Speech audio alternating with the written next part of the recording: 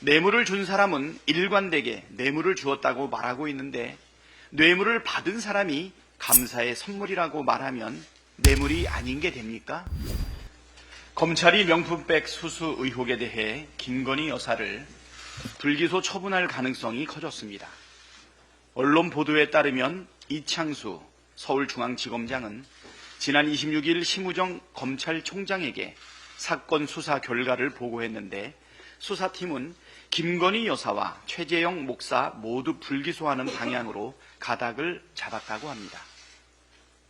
검찰이 실제로 김건희 여사를 불기소한다면 그것이야말로 검찰이 정치적 중립성과 공정성을 포기했다는 움직일 수 없는 증거가 될 것입니다.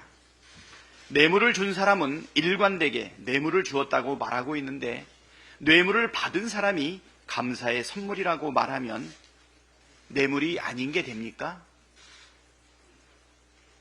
검찰이 언제부터 뇌물 의혹을 받은 피의자에게 이렇게 관대했습니까? 김건희 여사가 아니라 다른 사람이었어도 불기소 처분을 했겠습니까? 만일 심우정 검찰총장이 불기소를 결정한다면 스스로 검찰의 존재 이유를 부정하는 것이자 검찰이 권력의 애완견임을 자인하는 꼴이 될 것입니다. 불법 행위를 한 자를 처벌해야 할 검찰이 불법 행위를 묵인하고 방조한다면 검찰이 존재해야 할 이유가 없습니다. 검찰이 권력의 애완견이 아니라면 김건희 기소로 증명하십시오. 우리 헌법은 대한민국은 민주공화국이라고 규정하고 있지만 현실은 김건희 왕국을 방불케 합니다. 윤석열 정권 2년 반 동안 벌어진 모든 상황이 그것을 입증하고 있습니다.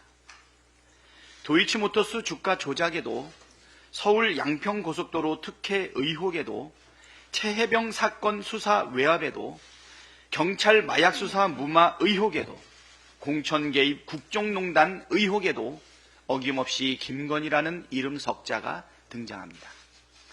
대통령부터 여당, 검찰과 경찰에 이르기까지 모든 권력기관이 김건희 방탄에 총동원되고 있습니다.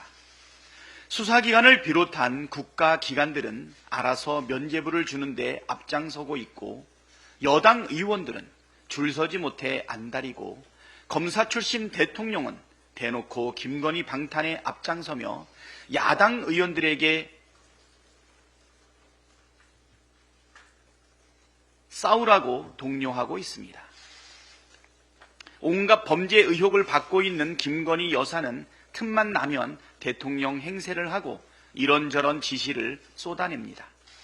대통령실이 공개한 공식 사진들에는 김건희 여사가 센터를 턱하니 차지하고 있고 윤석열 대통령은 꽂아놓은 보릿자루 취급받고 있습니다. 과연 대한민국의 진짜 통치자는 누구인가?